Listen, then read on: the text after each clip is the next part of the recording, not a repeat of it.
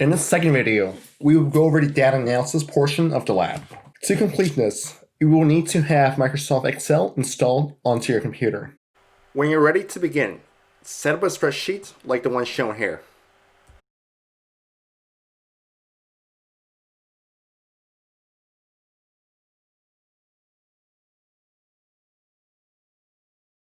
When you have the spreadsheet set up, enter in the data that we collected from the previous video in the appropriate columns.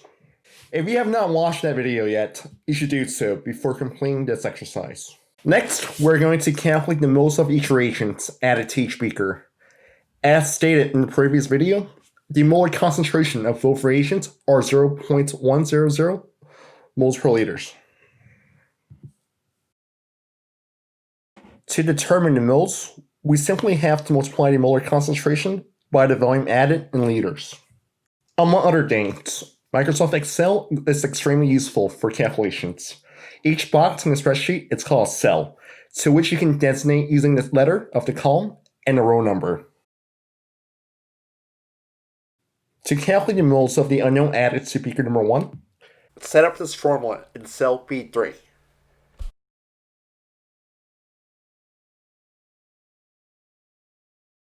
We can then auto-copy this formula for the other beakers by placing our cursor on the bottom of cell B3.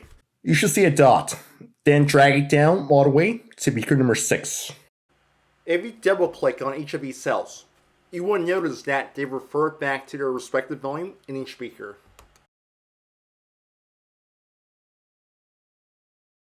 We can then calculate the moles of oxalic acid added to each beaker in the same way.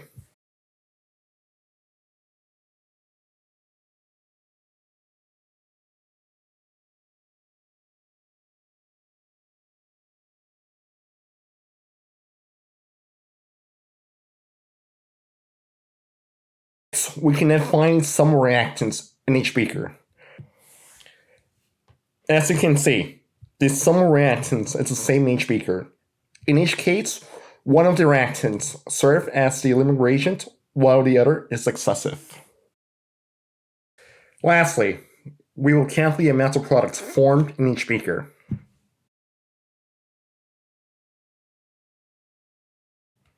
Before we continue, we will do some formatting on the spreadsheet.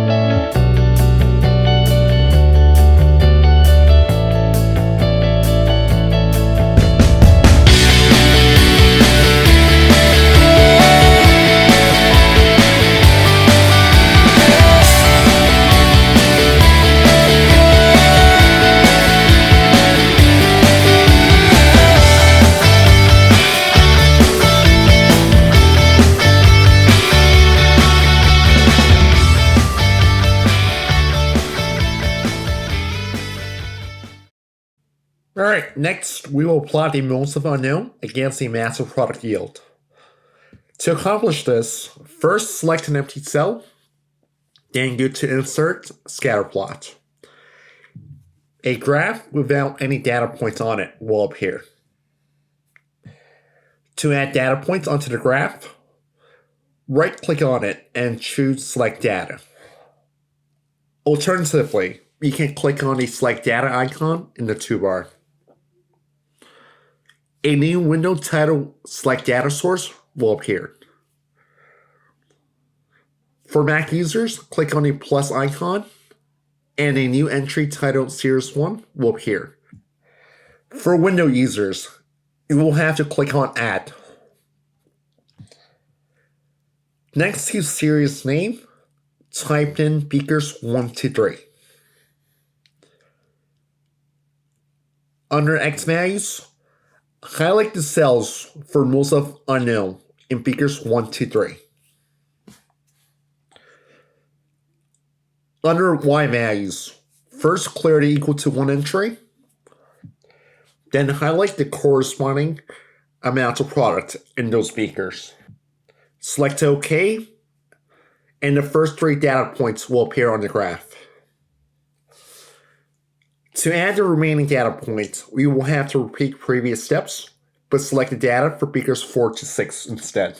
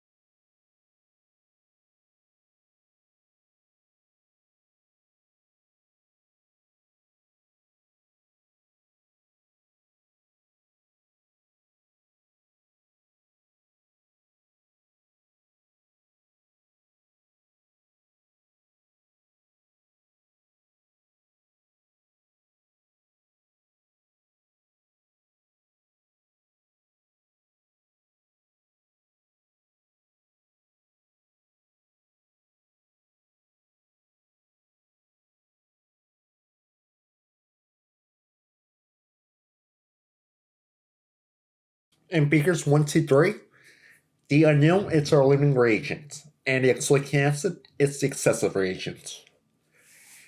As we adjust the ratio of unknown to exfolic acid from beakers 1 to 3, while still keeping some reactants constant, more product is formed. However, starting with beaker number 4, we now have an excessive amount of the unknown, but not enough exfolic acid for it to react with. Thus, the amount of product formed begins to decrease. Ideally, there is a point in between beakers number 3 and beaker number 4 where both reactions are fully consumed and the maximum amount of product is formed. Once we identify this point, we can then determine the empirical formula for the product. To find this point, we will have to add trend lines for both sets of data and find where they intersect. Right-click on each set of data points and select Add Trend Line, then check the last 2 boxes.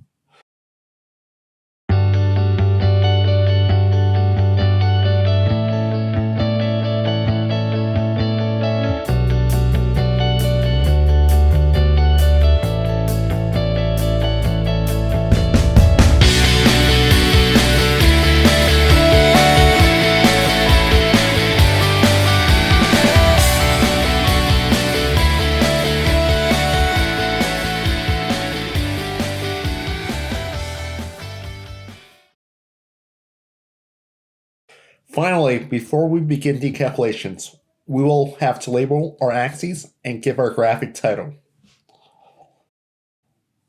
To do so, left-click on the graph once, locate the tab labeled Chart Layout or Chart Design, and make the appropriate selections.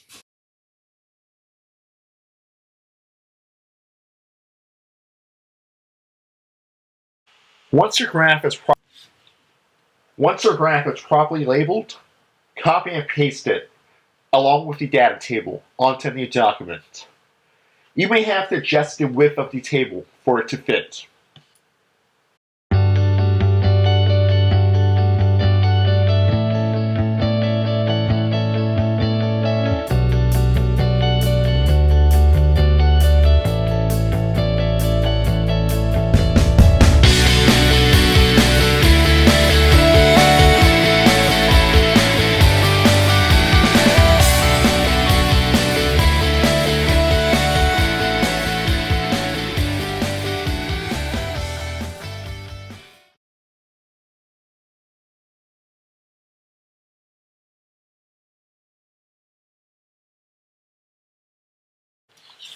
To determine the empirical formula for the unknown product, we have to find a point at which the two trend lines intersect.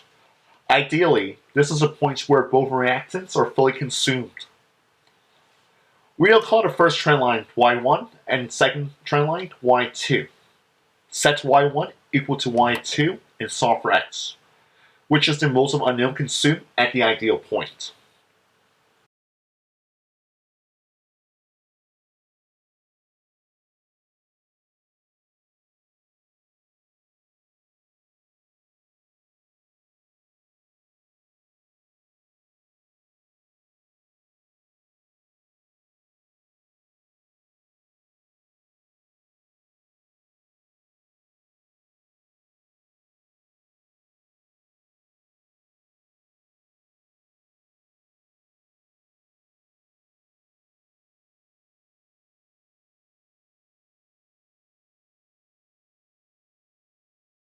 Determine the moles of oxalic acid that has reacted with the unknown. We simply have to subtract the moles of unknown from the total, which is 0.0024 moles.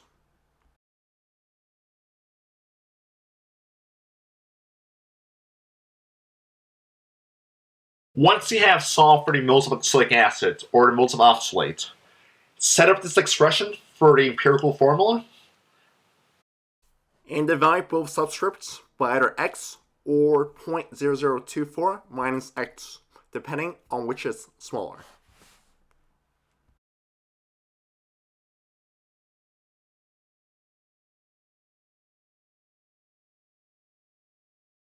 A subscript that does not have the value of 1 to the nearest decimal place.